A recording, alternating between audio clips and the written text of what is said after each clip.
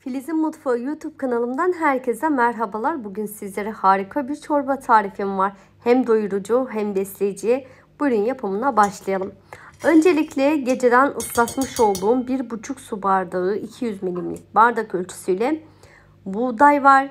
Buğdayı mutlaka ıslatarak kullanalım arkadaşlar. Aksi halde uzun süre kaynatmanız gerekecektir. Eğer ıslatırsanız çok çabuk pişecektir. Bir tane kalça but kullandım. Üzerine tuz ilave ediyorum. Eğer ki daha çok etli seviyorum derseniz 2 tane de kalça buttan yapabilirsiniz. Şöyle kontrol edelim. Gayet güzel kıvam almaya başlamış. Gördüğünüz gibi tam istediğimiz kıvama yakın. Biraz daha kaynatacağım. 15-20 dakika kadar daha kaynatacağım. İyice pişsin istiyorum. Tekrar kapağını kapatıyorum. Dilerseniz düdüklüde de pişirebilirsiniz arkadaşlar. Evet, tekrar kontrol ediyorum 15 dakika sonra ve artık buğdaylar ve tavuklar iyice piştiler ve kıvam aldılar. İçerisinden tavuğu çıkartıyorum. Çünkü etini kullanacağız. Etini didikleyeceğim. Evet, buğdayım gördüğünüz gibi çok güzel bir kıvamda. Şöyle sizlere kaşıkla da göstereyim kıvamını. Üzerine sıcak su ilave edeceğim ve açacağım. Lütfen kaynar su ekleyelim. Şöyle 3,5-4 su bardağına yakın kaynar su ekledim. Tabii ki su miktarını buğdayın yoğunluğuna göre açabilirsiniz arkadaşlar. Bu tamamen sizin isteğinize kalmış. Şöyle ben çok koyu sevmiyorum. Çünkü buğday durdukça koyulaşacak arkadaşlar. Lütfen bunu da göz önünde bulunduralım. Su kaynarken biz de terbiyesini hazırlayalım. 3 yemek kaşığı dolusu yoğurt ilave ediyorum. Şöyle temizleyelim kabı da ziyan olmasın kalan yoğurtlar. Üzerine bir tane limonun suyunu ekliyorum. Eğer daha çok ekşili severseniz 1,5 limon suyu da kullanabilirsiniz. Ama bu bana yeterli geldi. Bir yemek kaşığı dolu dolu un ilave ediyorum ve iyice karıştırıyorum. Mutlaka topak olmamasına özen gösterelim. İyice çırpalım. Evet, bu şekilde iyice çırpıyorum. Terbiyemiz bu kadar. Yumurta kullanmadım. Eğer dilerseniz yumurta da ekleyebilirsiniz. Ben eklemedim. Zaten buğday gerçekten çok faydalı. İçerisine de daha fazla şeyler ekleyerek bozmak istemedim tadını. 2-3 yemek kaşığı kadar kaynamış olan sudan içerisine ilave ediyorum. Alıştırmak için mutlaka siz de bu işlemi kesinlikle yapın. Kalça butu biraz soğuttum ve artık didikleyeceğim. Şöyle dilerseniz göğüs eti de kullanabilirsiniz tabii ki. Yalnız but ya da kalça tarafından kullanırsanız yağlı bir et, yumuşak bir et olduğu için daha lezzetli olduğunu düşünüyorum ben. Tabii ki bu tamamen sizin damak tadınıza göre değişkenlik gösterebilir.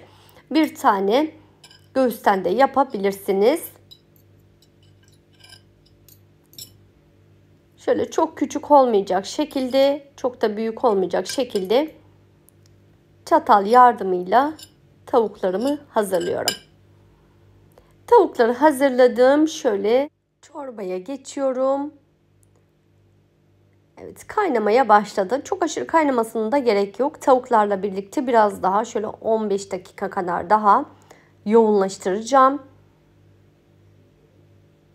Mutlaka yapın, deneyin. Gerçekten çok beğeneceğiniz harika bir çorba tarifi oluyor arkadaşlar. Değerli takipçilerim, beni nerelerden izliyorsunuz? Hangi şehir, ülke, il, ilçe yoruma yazarsanız beni nerelerden izlediğinizi ben de öğrenmiş olurum. Ben sizlere güzel İzmir'imden sesleniyorum. Evet, çorbam kıvam almaya başladı ve içerisine terbiyesini ekliyorum. Bir 10 dakikada terbiye ile birlikte kaynatacağım.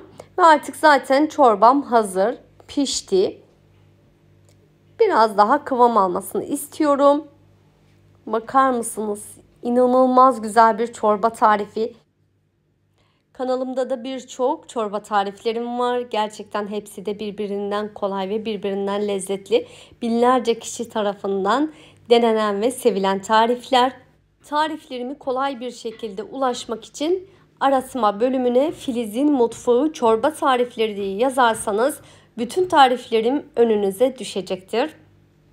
Evet, en son tuzunu ekliyorum. 1 tatlı kaşığı kadar tuz ekliyorum. Damak tadınıza göre tuz miktarını ayarlayabilirsiniz. Üzerine de 1 çorba kaşığı tereyağı erittim ve içerisine ekliyorum. Hiç yağ kullanmadık gördüğünüz gibi. Önceden haşlarken tavuğun yağı da buğdaya geçmişti. Karabibersiz kesinlikle bu çorbayı düşünemiyorum. Farklı baharat eklemeyeceğim. Tadını ve lezzetini bozmayacağım arkadaşlar. Çünkü nasıl bir tadı var diye soracak olursanız keşkeğin lezzetini andırıyor. O kadar kokulu ve lezzetli bir çorba oldu. Yapıp deneyeceklere afiyet şifa olsun. Sizinle ilk kez bu videoda karşılaştıysak kanalıma abone olmayı, videolarımı beğenmeyi ve sevdiklerinizle paylaşmayı lütfen unutmayın sevgiler. Evet, çorbayı birazcık dinlendireceğim ve serviste görüşürüz. Şöyle 5-10 dakika kadar dinlendirdim ve servise alarak da sizleri kıvamını bu şekilde daha rahat anlayabilmeniz için şöyle dolduruyorum. Tattığınızda ve yediğinizde bana dua edeceğiniz bir tarif. Üzerine tereyağı ekledim yine. Aynı şekilde bol karabiberle. Yapıp deneyeceklere afiyet şifa olsun. Umarım beğenmiş, keyifle de izlemişsinizdir. Elimden geldiğince tüm detaylarını ve püf noktalarını paylaştım. Kaşıkla da son dokunuşunu görelim. Ve artık videomun yavaş yavaş sonuna doğru geliyorum. Evet, kıvamı bu şekilde. Kesinlikle çok aşırı koyu ya da çok aşırı sulu olmasın. Bu şekilde başlı başına doyurucu bir çorba. Bunun yanında kesinlikle yemek aramayacaksınız. Sadece bir salatayla bu çorba beni doyurdu. Bugünlük de beni izlediğiniz için çok teşekkür ediyorum. Bir sonraki tariflerimde görüşmek üzere. Kendinize çok ama çok iyi bakın. Sağlıklı kalın. Hoşça kalın.